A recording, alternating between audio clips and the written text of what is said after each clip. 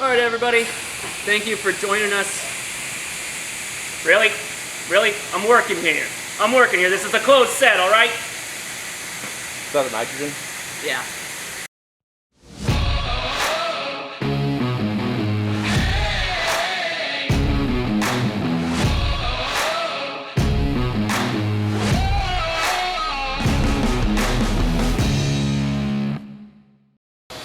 Alright guys, so it looks like I'm going to be tasting a few beers here today.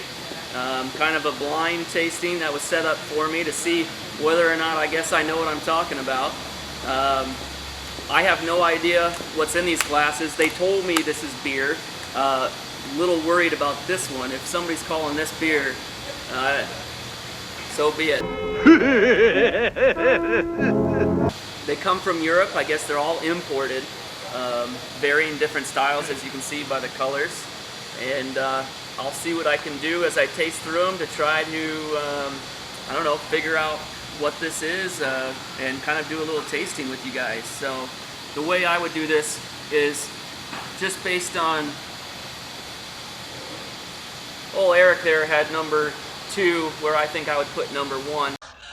Oh, come on! Mainly because I can tell this is unfiltered. It's probably a Belgian style ale. I'm guessing it's going to have some ester notes, and this one looks pretty clear. Maybe just kind of a light lager, maybe, or like a light ale. So if I was tasting these kind of in a certain order. Why are you the way that you are? Honestly, every time I try to do something fun or exciting, you make it not that way.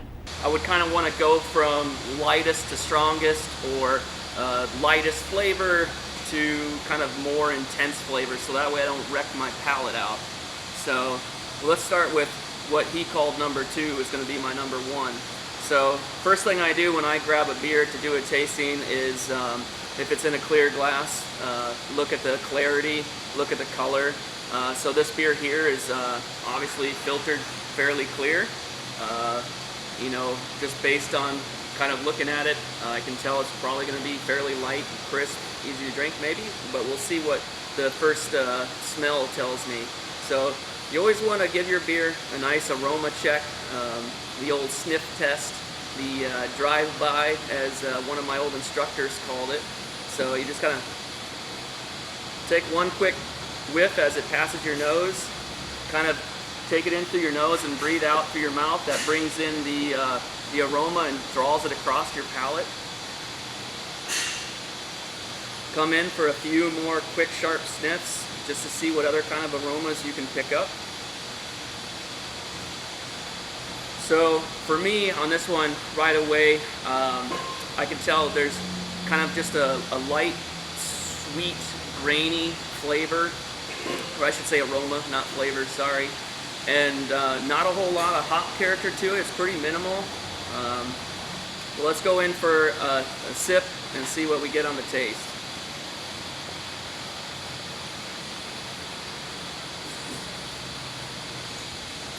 Yeah, for me, I can tell this is definitely a light lager of some kind.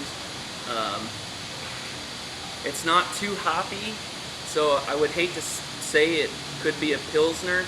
It's nice and dry. It finishes pretty dry, but you can see it being a Helles. It's got that nice, like I said, a grain sweetness to it in the flavor.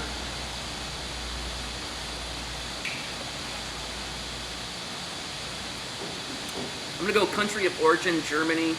I'm gonna go with the a German Helles.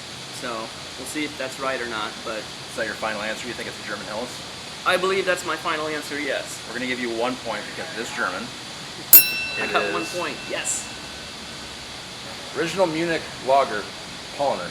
Okay, so I would probably say if it's a Paulaner, I'm pretty sure that probably fits in the Helles category.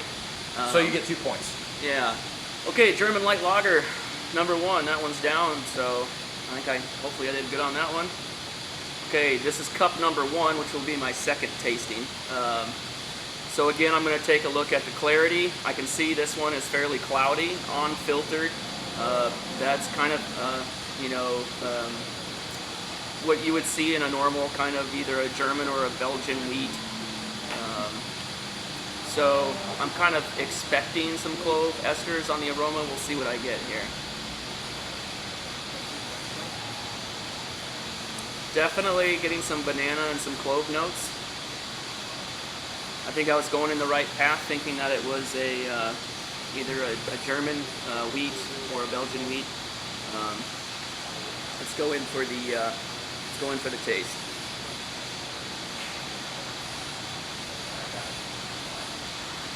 That's pretty good. Definitely almost like a nice fresh banana nut bread with some nice clove spice to it. Getting a lot of banana, a little bit of clove, a lot of clove. Not much in terms of really any hop character comes through. Any hops in this style of beer is really just there to balance out the malt sweetness. So what's really prevalent is the ester profile, all the aromas, the spice, the flavor character from these styles of beer. So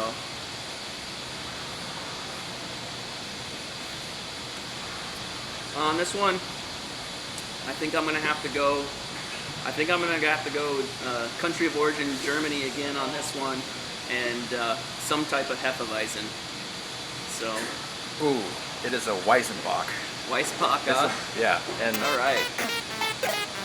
I cannot pronounce that. It's that.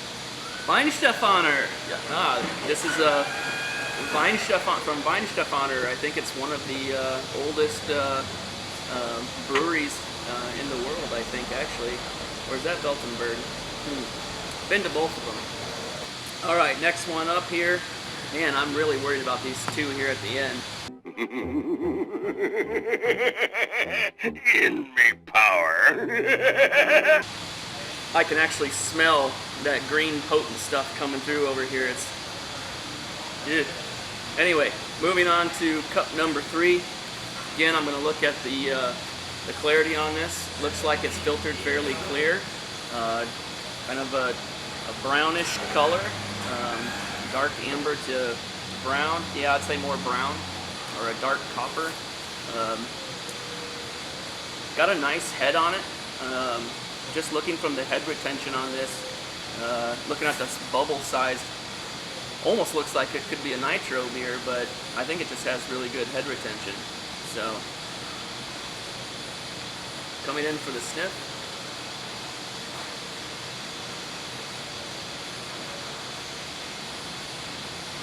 Kind of a little, I want to say, I mean, there's not a whole lot of my mind is telling me what I want to think, but my nose is, I wish I could swirl this glass so I could bring some of the gases out a little better, but it's pretty full, so I can't get the aromatics up and out, but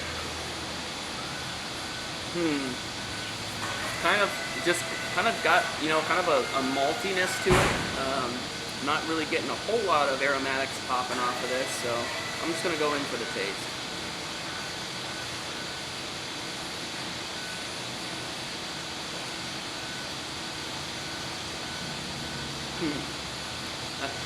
I should know with this beer.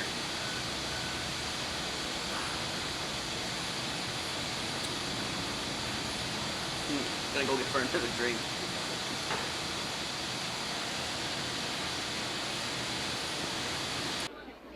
Well, we're waiting. It's definitely an English ale of some kind. Doesn't have a whole lot of nuttiness, so I don't quite want to say like a nut brown ale. Just kind of a nice English ale.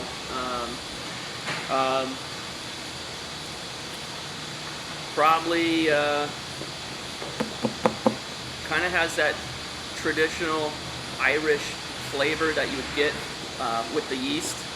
So, Scottish ale. Okay, so I was on the right landmass, but not the right country. Do you have a name? Belhaven Scottish ale. Belhaven Scottish ale. Okay, I haven't had one of those in a long time. So, okay, So we're gonna give you 1 point because you got the landmass right. Oh, come on, The you're being region. generous. You got the region right. But you didn't get the country right. Yeah, the cups were switched. You Come switched on. the cups, so you did this to yourself. Let's move on to, let's see, this was original cup number 3, but it'll be 4th in my tasting. Getting towards the end here, I'm getting a little worried about these last 2. I don't know what to think about the color of this one. This one is a real dark brown. A little bit of ruby highlights in there when you hold it up to the air. It looks like it's filtered fairly clear. I'm just going to set this cup off to the side because I can smell that from here. Yeah. I really don't know what I did to Eric to make him mad at me, but it really smells like there is some kitchen sink cleaner in here. It's not quite like pine sol. It's more like more floral and like soapy. God, it's like those. It's like that truck stop soap, you know, that's in the little pink thing, and you go and you get all that, and you rub them together, and it's that pink soap that's in truck stops. Yeah, man, I can smell the brown paper towels with it too. I don't know if that's just like oxidation thing going on here. This is funky. I don't even know if I want to take a sip, but I feel bad for whoever makes this beer, if that's what this is. So I'm sorry if you see this. This is just my opinion. It's not a reflection on your craft. You better lawyer up, asshole. It's like cherry cola. Is this one of those like fruity kids beers? What the hell is this? It's very, very fruity. Cherry, little berry. Still get some of that floral kind of soapy notes. This comes from Europe. I don't know what country this would come from. It's almost kind of a cider-like, I guess, but I don't want to say that either. I think I'm going to have to take an X on this one. I am lost. I would guess country of origin, France. And I don't even know what style this is. Fatality. This is Castile Rogue. Okay. All right. Belgian ale. Belgian ale. All Belgian right. ale, yeah. So, very interesting. All right. This one's really special. All right. So this ecto cooler looking drink here.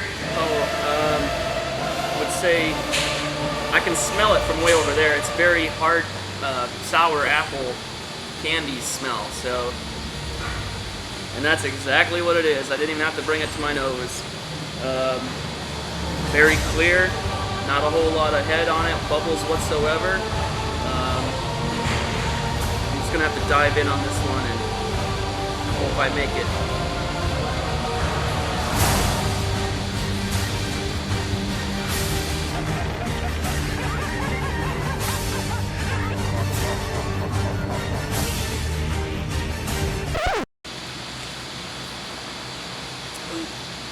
Yeah, that's god awful. Very candy-like, very sweet. You know, a little bit tart because of the sour apple flavor. God, you know, I guess I'm not too hip on beer styles like I thought. This one, man, I'm gonna go country of origin Belgium. Lindemans, maybe some kind of fruited Lindemans, where they got those lambics, I think. So You were close. oh, This comes from the European country of Chicago, and it's Four Loko. Every day I'm shuffling. you know, Sour candy I almost was thinking Four Loko.